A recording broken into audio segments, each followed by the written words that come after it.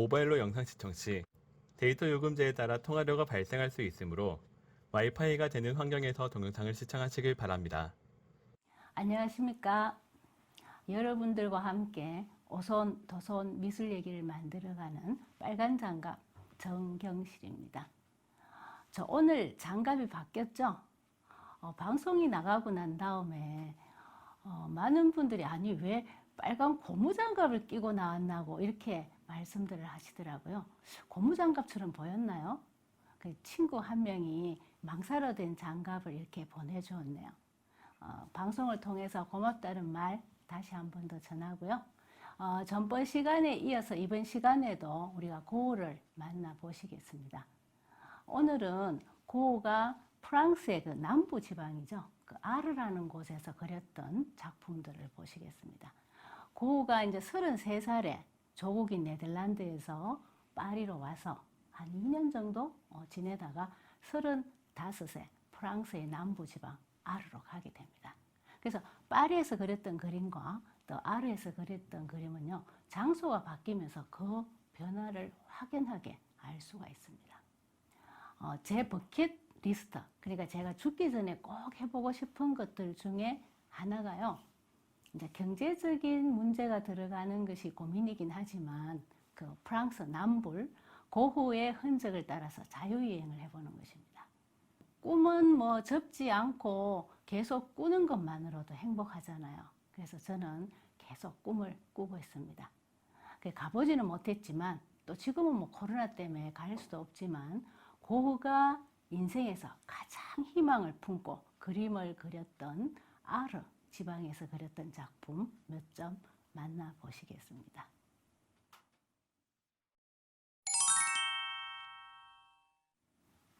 그 아르에 머무는 동안 2년이 채 되지 않거든요. 약 한 15개월 정도에 200점이 넘는 작품을 그렸습니다. 계산상으로 따져보면요, 정말 그건 계산상이죠. 뭐 술을 먹고 안 그렸을 수도 있고 아플 수도 있는데 정말 계산상으로 따져보면 쉬지 않고 이틀에 한 점씩을 꼬박 그려야 200점 정도를 그릴 수 있습니다. 정말 대단한 양이죠. 그런데 양적으로만 많은 작품을 남긴 게 아니에요. 이때 그려진 대다수의 그림들은 고흐를 대표하는 명작이라고 후대의 평가를 받고 있습니다. 근데 이런 명작들이 당시에는 뭐 당연히 팔리지 않았죠. 팔리지 않았던 그 그림을 고흐는 뭐 살아있는 딱 한 점 팔았었잖아요. 그 팔리지 않는 그림들을 동생 테오에게 보내고 그림값으로 매달 생활비를 받습니다. 동생 테오도 알고 있었어요. 팔리지 않는다는 것을. 너무 잘 알고 있지만 그 고흐가 죽을 때까지 생활비를 지원을 합니다. 고흐가 이제 파리에서 아르로 오면서요, 큰 꿈을 가지고 와요. 인상파 화가들이 공동체를 만들어서 함께 그림도 그리고 또 함께 전시도 하고, 그 당시 이제 인상파 화가들이 인정을 못 받으니까 그림도 아주 이제 헐값에 팔리고 하니까 정당한 가격으로 판매해보자는 그런 큰 꿈을 가지고 아르로 와서 여러 화가들에게 이렇게 초청장을 보냅니다. 고흐는 야 12명 정도면 좋겠는데 라고 하면서 의자를 이렇게 12개를 사고 이렇게 준비를 하거든요. 그런데 아무도 오질 않습니다. 5, 6개월이 지난 후에 나중에 딱 한 명의 화가가 오는데 그 사람이 여러분들이 잘 알고 계시는 폴 고갱입니다. 그 타히티 섬에서 그린 그림으로 우리에게 잘 알려진 고갱은요, 사실 파리 시절부터 고흐랑 알고 있었어요. 알고 있는 고흐가 초청장도 계속 보내오고 또 고갱이 그 당시 경제적인 어려움도 있었고 고흐의 동생 테오와 또 이런저런 관계로 알고 있었기 때문에 1888년 10월 23일에 아르로 오게 되죠. 제가 10월 23일이라고 이렇게 꼭 집어 말하는 이유는요, 그해 12월에 고흐가 자신의 길을 자르는 사건이 있었으니까 꼭 2달 고흐와 고갱은 함께 살았습니다.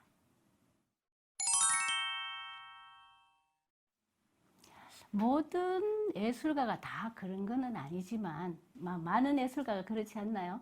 고도 생활에 좀 질서가 없었다고 합니다. 잘 씻지도 않고 작업실도 엉망진창으로 어질러져 있고 파이프, 담배 냄새가 아주 찌들게 나고요. 물감 튜브 같은 것도 쓰고 뚜껑도 닫지 않고 막 이렇게 너부려 두었대요. 그래서 고갱이 처음 고우의 작업실을 보고 아주 충격을 받았다고 친구에게 편지를 쓰고 있거든요. 고갱은 심지어 고우를 보고요, 쓰레기를 품어내는 화라산 같다고 이렇게 비유를 하고 있습니다. 이런 자유분방한 생활을 하던 고우이지만 평소에 고갱을 굉장히 존경하고 기다렸었잖아요. 그래서 고갱이 온다는 소식에 거의 5개월간의 편지를 보냈었거든요. 온갖 정성을 들여서 고갱의 방을 꾸몄습니다. 방도 정원이 보이는 제일 좋은 방으로 정했다고 합니다.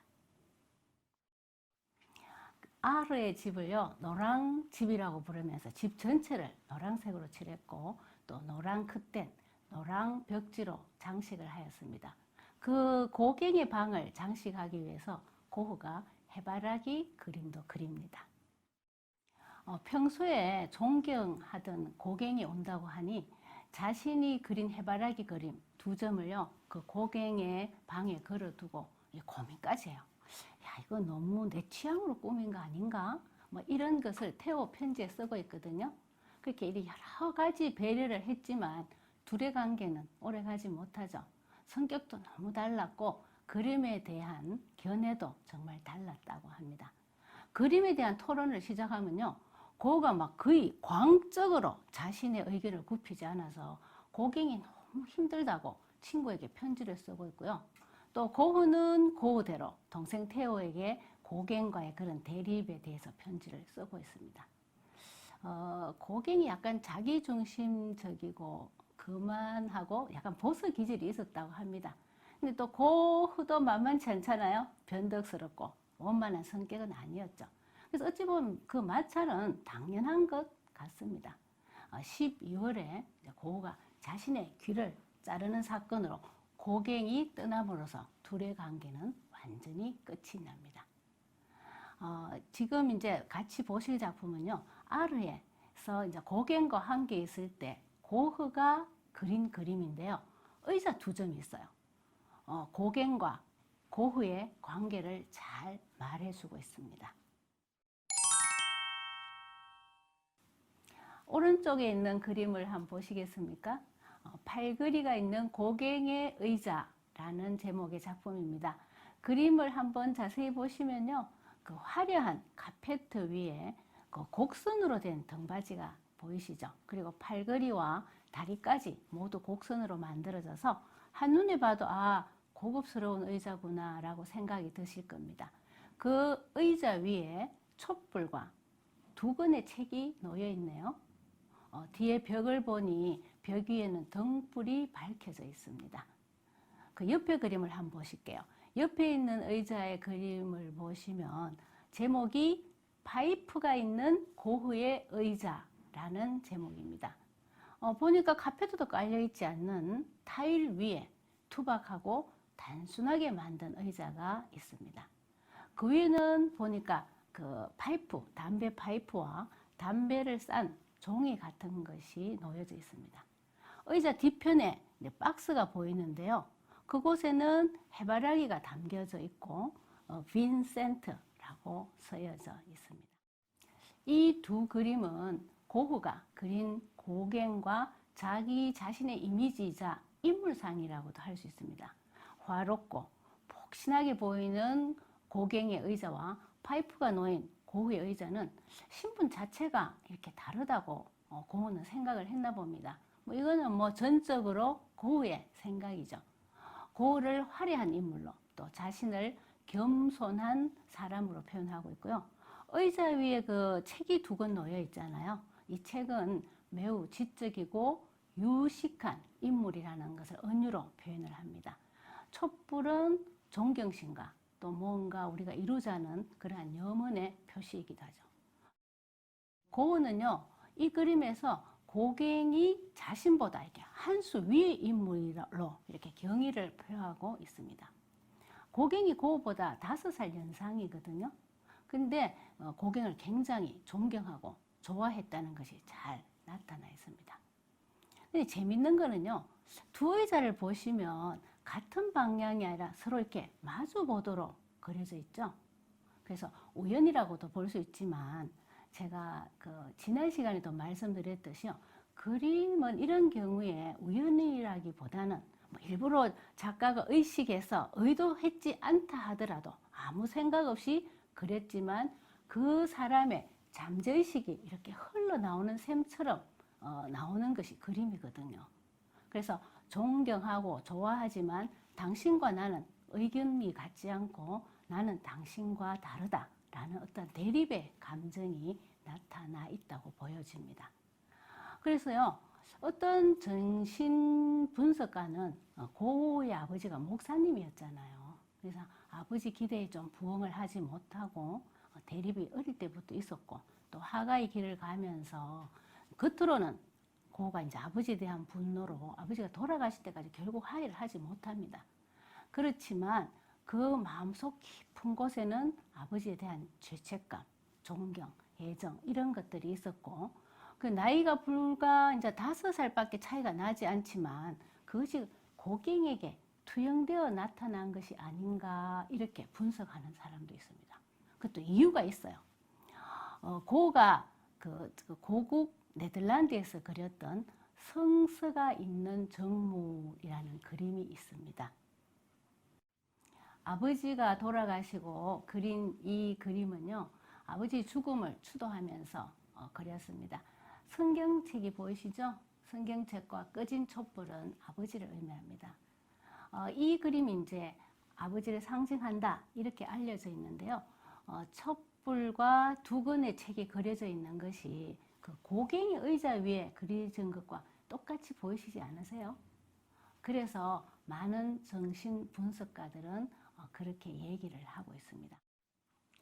저는 거기까지는 사실 잘 모르겠어요. 그렇지만 적어도 고갱을 존경하고 굉장히 대접하고자 하면서도 서로 대립되고 있는 감정, 상황이 있다는 것은 잘 나타나 있는 것이 이 두 의자 그림이 아닌가 생각을 합니다. 그래서 작가의 그 무의식을 보여주는 재미있는 예라고 말들을 하고 있습니다. 자, 그럼 이 시기에 또 하나의 대표작이라고 할 수 있는 해바라기 작품 보시도록 하겠습니다. 고흐는 파리 시절에도 해바라기를 그렸었거든요. 그래서 파리 시절에 그린 해바라기, 아르에서 그렸던 해바라기, 이걸 총 합치면 12점의 해바라기 작품이 있습니다. 근데 이제 이렇게 화려한 꽃병에 해바리가 꽂혀져 있는 그림, 그러니까 그건 전부 다 아르에서 그린 그림이거든요. 7점이 있습니다. 그럼 그 아르에서 그린 해바라기를 보기 전에 먼저 파리에서 그렸던 해바라기 그림 한번 보시도록 하겠습니다. 지금 보여지고 있는 해바라기는요, 파리 시절에 그렸던 해바라기들인데요. 파리에서 그린 해바라기와 아르에서 그렸던 해바라기는 정말 한눈에 이렇게 구분이 되죠. 많은 분들이 익히 알고 계시는 해바라기, 그러니까 아르에서 그린 해바라기는요, 화병에 꽂혀 있다, 뭐 또 그리고 꽂혀 있지 않다, 뭐 이런 것을 떠나서라도 색상이 많이 달라서 두 그림은 쉽게 구분이 됩니다. 고흐에게 있어서 해바라기는요, 태양처럼 뜨겁고 격정적인 자신의 감정을 대변하는 영혼의 꽃이고 또 자신을 투영한다고도 할 수 있습니다. 고흐가 동생 테오에게 그 해바라기에 관해서 보낸 편지글이 여기 나와 있거든요. 노란색 꽃병에 꽂힌 12송이 해바라기에 대해서 얘기를 하고 있는데요. 아주 멋진 그림이 될 거라고 기대에 차서 얘기를 하고 있습니다. 12송이를 그린 그 해바라기 작품으로 고흐는 이제 태양의 화가라고 불려지기 시작했고요. 이 편지에 보면 글만 있는 것이 아니고 아주 재밌죠. 고흐가 내가 그림을 이렇게 그리고 있다. 동생한테 정말 너무 세세하게 모든 얘기를 하고 있고 또 그것이 기록이 되어서 우리가 고흐에 대한 연구를 아주 잘 할 수 있는 자료가 되고 있습니다. 그 편지글에 보면요. 해바라기가 빨리 시들기 때문에 난 아침 일찍부터 황혼이 될 때까지 계속 그린다, 막 이렇게 얘기를 하고 있거든요. 그래서 격정적인 의미를 가지고 있지만 빨리 시들어 버리는 해바라기는 어찌 보면 그 짧고 뜨겁고 비극적으로 살다간 고의 삶과 닮아 있지 않나 하는 생각을 해보게 됩니다. 자, 그러면 우리가 마지막으로 고우의 해바라기 중에서 가장 대표적인 작품이죠. 15송이의 해바라기 그림 함께 보시겠습니다. 해바라기 작품 중에서도 가장 대표적인 15송이의 해바라기입니다. 이 그림도 뭐 다른 해바라기처럼요, 그 색이 형태를 보여주거나 형태를 완성하는 요소가 아니라 정말 색 그 자체로서 자신의 감정이나 대상의 아름다움을 잘 전달하고 있습니다. 자신의 감정을 강하게 표현하는 수단으로 노란색을 사용하고 있는데요. 물감을 마르기 전에 또 위에 덧칠하고 해서 두꺼운 터치감, 그 질감이라고 하기도 하고 또 우리가 마티에르라고도 하죠. 이것이 더욱더 그 격정적인 감정 전달을 해주고 있습니다. 이런 터치감은 고흐 작품에서 보면 뒤로 갈수록 이제 더 강하게 표현이 되고 있죠. 당시에 고흐는요, 자신의 해바라기 작품에 아주 프라이드를 갖고 있었고요. 고갱도 사실은 고흐의 해바라기 작품에 반합니다. 그래서 해바라기 작품에 대한 칭찬을 아끼지 않았고 최고의 해바라기라고 극찬을 합니다. 이 그림은 보면요, 가운데 이제 꽃병에 파란색으로 줄이 그어져 있고 자신의 이름도 파란색으로 사인을 해 두었네요.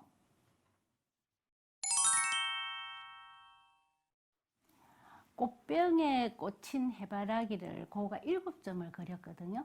근데 안타깝게도 한 점은 그 제2차 세계대전 때 불타서 사라져 버려요.